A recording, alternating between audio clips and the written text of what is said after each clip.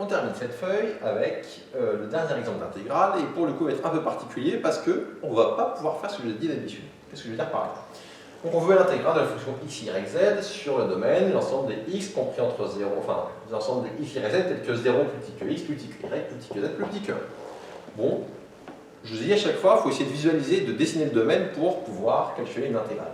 Ben là, je vous avoue que je ne suis pas capable de vous dessiner ça. Je ne vois pas comment vous dessinez ça comme ça facilement au tableau.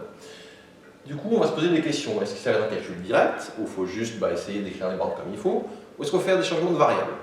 Bon, on peut faire par élimination. Est-ce qu'a priori, ça vous pensez que ça ressemble? On est en dimension 3. Donc en dimension 3, on a les coordonnées cylindriques ou sphériques, c'est tout. Est-ce que votre intuition vous fait penser que ça pourrait ressembler soit à un cylindre, soit à une sphère, ou à un morceau de cylindre ou de sphère? A priori, autant je ne suis pas capable de vous le tracer, autant ça c'est carrément ni un cylindre, ni une sphère, ni un morceau de cylindre, ni un morceau de sphère. Donc, ça veut dire que ça va se calculer directement, qu'il faut juste bidouiller, enfin pas bidouiller, c'est pas le bon mot, mais manipuler ici ces variables, essayer de faire les bornes comme il faut pour s'en sortir. Et pour ça, pour le coup, on va s'inspirer de choses qu'on a déjà vues ensemble. Quand vous intégrez sur un triangle, qu'est-ce que vous faisiez? Par exemple, vous preniez une variable qui prenait les valeurs max, et après vous prenez l'autre variable en fonction de la première. On va faire pareil. On va choisir une variable qui va avoir toutes les latitudes qu'elle souhaite. Par exemple, commençons par la première, x, au minimum il vaut 0, et au maximum il vaut 1. Du coup, mon x, je vais le faire varier de 0 à 1, et je vais lui donner toute la latitude qu'il souhaite. Une fois que j'ai fixé mon x, je vais passer à la variable y, et je vais la faire bouger par rapport à celle que j'ai déjà figée. Donc là, mon y, qu'est-ce qu'il fait? Au minimum, il vaut x. Et attention, je n'ai pas encore fait apparaître de z, mon y au minimum, il vaut x, et au maximum, il vaut 1. Et enfin, z au minimum, il va valoir y, et au maximum, il va valoir 1. Quand j'ai fait ça, est-ce que j'ai bien tout respecté? Oui, parce que donc déjà mes variables sont bien toutes entre 0 et 1, elles ne vont jamais dépasser le 1. Enfin, elles ne dépassent jamais le 1, c'est visuel. Pourquoi elles ne sont jamais en dessous de 0? Parce que x commence en 0 et que tous les autres sont au-dessus. Donc ça, c'est réglé. Est-ce que j'ai bien y qui est plus grand que x? Oui, y est bien plus grand que x, vu que y va de x à 1. Et donc automatiquement, x est plus petit que y. Donc ça, c'est vérifié. Est-ce que j'ai bien z qui est plus grand que y? Oui, parce que z il va de y à z, donc z est bien plus grand que y. Du coup, y est plus petit que z, et comme y était plus grand que x, j'ai aussi x plus petit que y plus petit que z. Bref, tout ça plus petit que 1. Autrement dit, ça, c'est bien exactement la même chose, mais écrit autrement. Qu'est-ce que ça change d'avoir écrit comme ça? Ça change que là, je peux faire tout le calcul que je veux. Enfin, tous. Non, dans ce cas, je peux calculer. Qu'est-ce que je veux dire par là? C'est que là, je peux calculer, il faut juste que j'injecte l'ordre. Qu'est-ce que j'ai en premier? Z dépend de y dépend de x, et x est figé, donc il faut que je commence par quoi? Je commence par intégrer par rapport à z. Et après, je vais aller étape par étape. Donc, faisons. Ça va être donné intégrale. Alors, on peut même déjà séparer les choses. Ce que je veux dire par là, le x, je vais le mettre ici. Donc, x allant de 0 à 1, x. Intégrale y allant de x à 1, je peux écrire c'est moins y. Et maintenant, je vais intégrer par rapport à z. Quand j'intègre par rapport à z, je vais avoir primitif de z, c'est z au carré sur 2 pour z allant de y à 1. J'aurais également pu laisser ici les xy et dire qu'une primitive de x, y, z dans z, c'est x, y, z carré sur 2. Ça marchait aussi. Si vous préférez, vous faites ainsi. Je vous montre juste comment faire un peu d'une autre façon si vous le souhaitez. Ce n'est pas obligatoire du tout. Et il me reste des x, des y, parce que comme j'ai intégré que en z, et que le dz qui est parti. Bon, on va calculer ça. Donc z, j'ai écrit une bêtise ici. Z va de y à 1. Donc on va remplacer, on va calculer. On trouve donc l'intégrale x allant de 0 à 1, intégrale y allant de x à 1, de y, fois, quand je vais remplacer, je vais avoir 1 de 1 demi, moins z se remplace par y carré sur 2. Dx, dy. Je poursuis ici.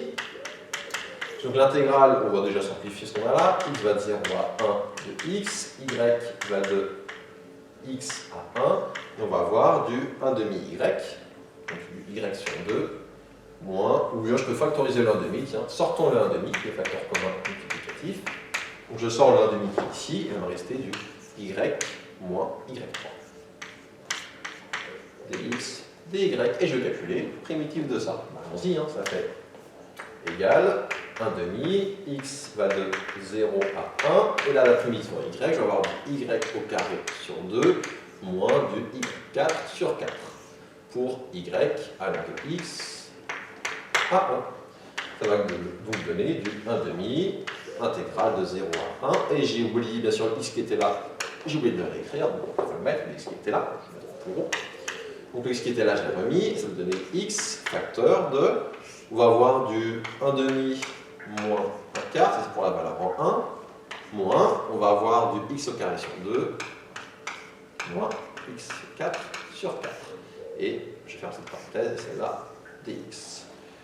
Là encore, je vois, je peux sortir un facteur 1 demi, tant qu'à faire. Donc quand je sors un facteur 1 demi, ça me donner du 1 quart, intégrale de 0 à 1, de x fois, bon, on va aller par étapes, hein.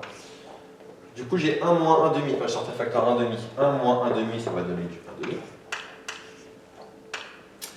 Moins ici, on va avoir du x au carré tout court, parce que j'ai sorti le sur 2, et moins, plus x4 sur 2, j'ai sorti un facteur 1 demi. Ça me fait donc 1 quart, intégrale 0 à 1. C'est pas des calculs compliqués, hein, juste je décompose bien pour que vous puissiez bien suivre sans trop de soucis. Et comme ça, j'espère aussi ne pas faire de faute de calcul bête. Donc on va avoir du x sur 2, du moins x au cube, plus x5 sur 2, tout cela par rapport à x. On poursuit. Donc i égale, j'ai mon facteur 1 quart qui est là, une primitive de ce qu'il y a là, ça va donner primitive de x sur 2, ça va donner du x au carré sur 4, du coup. Primitive de moins x au cube, ça va donner du moins x4 sur 4. Et enfin, primitive de x5 sur 2, ça va donner du plus x6 sur 2 fois 6 sur 12. Le tout entre 0 et 1. On calcule. Ça va donner i égale 1 quart fois, bon, on va avoir ici 1 quart moins 1 quart qui va simplifier, plus 1 douzième. Et pourquoi infini de 3 0, ça fera 0. On va se décrocher, ça fait parenthèse. 1 quart moins 1 quart, ça fait 0. On trouve donc 1 sur 12 fois 4, 1 sur 48. Et voilà qui termine ce dernier exemple de calcul d'intégrale multiple, où là, donc l'idée, c'était vraiment d'essayer d'individualiser, enfin pas d'individualiser, mais de rendre le plus indépendant possible des variables entre elles. Du coup, je vais d'abord figer x, puis une fois que j'ai figé x, y, je le fais dépendre que de x, et une fois que j'ai figé y, z, je le fais dépendre que de y. Une fois qu'on a fait ça, le reste, c'est des calculs de primitives basiques, et ça fait des rappels justement de calcul intégral.